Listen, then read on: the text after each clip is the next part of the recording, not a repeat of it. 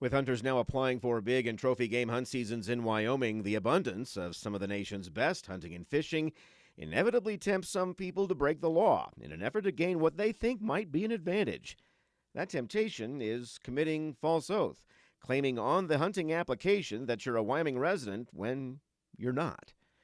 Residents and non-residents are now applying for elk, antelope, deer, moose, bighorn sheep, mountain goat, and spring wild turkey licenses.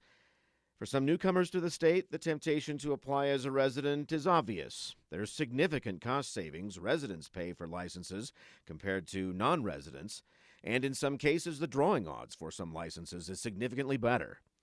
It's important to note that many false oath violations Wyoming Game and Fish detects are done on purpose, but many are also unintentional. Folks simply aren't familiar with Wyoming's laws regarding residency. You won't be saving any money if you get caught.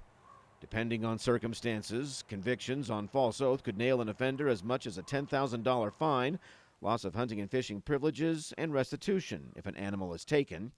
If you claim false residency on a fishing license, well, that fish could be pricey, as much as a $240 fine. The residency law is simple. You must be a U.S. citizen or legal alien, be domiciled and physically residing in Wyoming for 1 full year, 365 consecutive days, before you apply for or buy a license. Wyoming's residency requirements are some of the toughest in the country. That's because Wyoming's people greatly value the privilege to hunt as residents and place just as high a value on its wildlife. Now, there are exceptions, so if you have questions about your residency status for the purpose of buying hunting or fishing licenses, call your local game warden or game and fish office.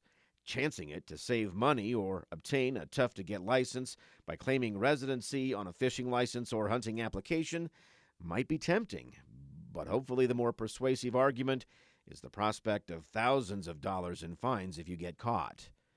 This is Ray Hageman with the Wyoming Game and Fish Department.